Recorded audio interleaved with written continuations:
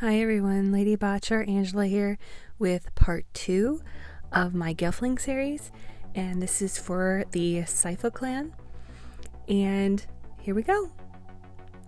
I am starting out with the face up because I lost a lot of the footage.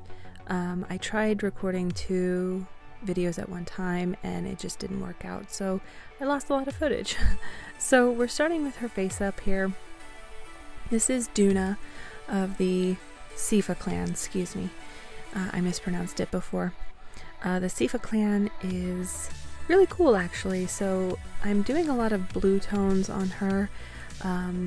Blue is more of a, I guess you could say it's more of a spiritual color for the Gelfling clans. So Dewna actually is a soothsayer. She likes to read ruins as well. She is very good at predicting the future for people, so this is why she's held in really high regard in her own clan. She can read symbols and signs of the wind, and so that's why she is taken on a lot of adventures in the Silver Sea. So all I'm doing here is I'm trying very hard to blend in her ears with her skin and her hair and everything. And yes, this one was actually pretty difficult because I put the ears on after putting her hair on, and that was not a good idea at all. So it made it very, very difficult. And so I am putting a hat on her, so I'm not too worried about the hairline being covered in blue. But I am just, again, filling in the blue. I do put mica powder later on to give it just a little bit of shine. On the ears, I wanted her ears to kind of stand out a little bit, so later on it wasn't building up as much as I wanted to with just the MSC and the mica powder, so I put some metallic acrylic paint on as well. I just kind of dabbed it on it. I actually really liked it. So right now I'm just taking some old eyeshadow that I had, this big palette of all different kinds of colors, and this really pretty dark blue. I'm just putting as her eyeshadow. No, I don't think Gelflings have makeup or anything like that, but they do have skin tones that give them the look of makeup, you could say. So this is just kind of what I'm doing. So again, I'm just kind of tracing in the eyes and how I want them to look. And no, hers are not going to be very, very big. I chose to not do that for her just because she's out on the sea a lot. She's in the sun all day long.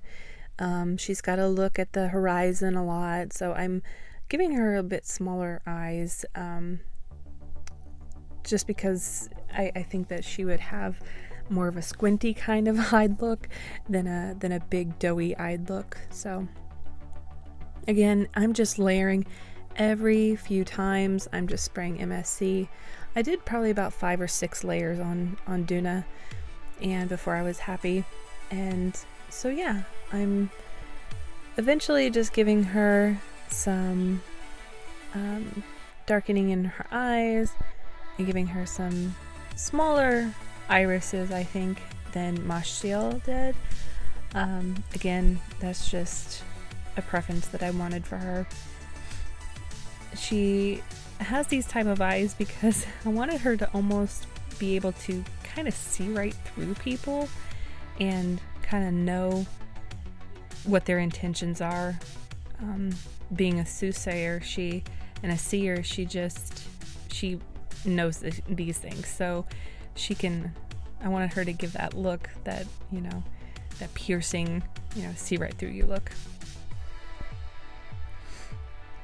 I do want to give her freckles and excuse me, and give her she is getting blue eyes, and I tried to not make her pupil as bright, I guess, as bright as you can make black, but I didn't want it to be super bright or kind of overpowering. I wanted sort of it to blend in almost to her eye, her iris.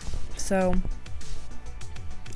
again, I'm just going over, giving her the whites of her eyes, and I will go in and give her a little bit of pink to her lips as well. And I actually give her a lot of pink on her cheeks and her nose, and which I think is really cute, but it's because of the fact that she is in the sun all day, and I wanted to give that little sunburned or sun-kissed look to her cheeks. I do give her a couple freckles as well, because again, being in the sun, sometimes you can your freckles can show if you have some. So they're very light, but I think they're very, very cute in the end. So yeah, I really enjoyed that. I gave her a little highlight on top of her lip as well, near the end. Gave her some highlights on her eyes near the end, and I only gave her a few eyelashes on top. I didn't want to go overboard just because her whole outfit is going to be a lot, so I wanted her face to be a little bit more simple, just, you know, very pretty and subtle. I do give her some markings on her forehead, and that kind of I didn't want anything else to detract from that. So this is her when I ended up with, and yes, I will be putting in earrings as well. So yeah, I really enjoyed making her, and here we have her with her hat on. Yes, it is permanent. I did hot glue it, but I'm okay with that. I wanted her to be this way, and no, her hair doesn't stay straight. I do curl it. Yeah, so I kind of just get her ready with all her accessories. And yes, I did have to sew them on to her body, so that's why it wasn't filmed. But I am kind of showing you kind of just how I'm doing things. I'm giving her a little bit of those dangly things on their arms, just by embroidery thread, just mix matching some colors, and just tying knots in them. And this is just to hold her outfit together on her arms. I made it so it was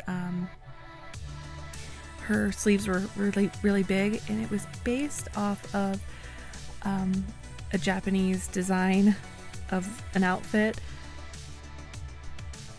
I can't remember what it is, to be honest. I can't remember at this time. But if you know, please let me know down in the comments. It's those ones with the big sleeves, and on each side, and then it's sort of like a wrap, almost. I don't think it's called a yukata, but just let me know. And so here we go. The sailors and fishermen of the Gelfling clans, they were all very superstitious.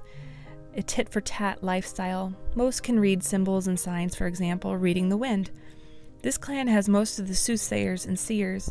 Some had a knack for duplicity, or double dealings and avarice, or greed for material things. They can also be offended if disrespected to the extreme. Siphons were not always about tradition or heritage, but more so placed greater importance on individual actions. This helped in the tolerance and acceptance of all races into their tribes, or called smodron. This was not so with other clans.